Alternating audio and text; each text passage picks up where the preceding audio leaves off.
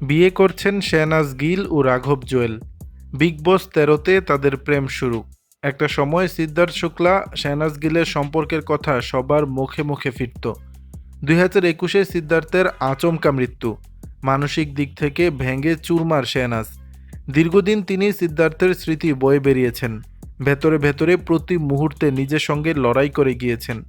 ভেতরে বাইরে ক্রমাগত ভেঙেছেন। তারপরেই হঠাৎ গুঞ্জন, অভিনেত্রী নাকি সঞ্চালক অভিনেতা রাঘব জুয়ালের প্রেমে পড়েছেন। গুঞ্জন জোরালো হতেই শেহনাজ রাঘব অবশ্য মুখ খুলেছিলেন।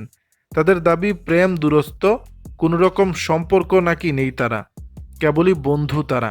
হালে তাদের ঘনিষ্ঠ সূত্র জানাচ্ছে শেহনাজ রাঘবের রসায়ন নাকি আরও গাঢ়।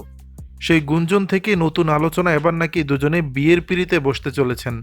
শেহনাজ রাঘবের সম্পর্কের শুরু সালমান খানের কিসি কা ভাই কিসি কা জান ছবির প্রচারে।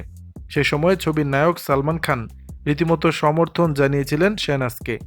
ক্ষুব্ধ ভাইজান অভিনেত্রীর অনুরাগীদের কড়া ভাষায় জানিয়েছিলেন অতীত আঁকড়ে বাঁচা সম্ভব নয়, শেহনাজও সেটা করবেন না। সিদ্ধার্থ কোনোদিন চাননি তিনি বেদনা আঁকড়ে বেঁচে থাকুন। শেহনাজকে প্রয়াত অভিনেতা সবসময় হাসি খুশি দেখতে চেয়েছিলেন। সেই জায়গা থেকে অভিনেত্রীর এগিয়ে যাওয়া উচিত। ওই প্রচারেই একাধিকবার রাঘব আর তার চর্চিত প্রেমিকার রসায়ন পাপরাজ্জিদের ক্যামেরায় ধরা পড়েছিল। দুই দিকের ঘনিষ্ঠ সূত্র জানাচ্ছে তাদের নিয়ে গুঞ্জন বাড়তেই নাকি যুগল ঠিক করেন আগামীতে তারা গোপনে দেখা করবেন, একসঙ্গে কোনো অনুষ্ঠানে যাবেন না।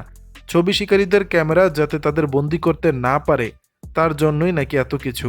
এভাবেই তারা মেলামেশা বাড়িয়েছেন, সম্পর্ক জোরালো হয়েছে, গাঢ় হয়েছে রসায়ন।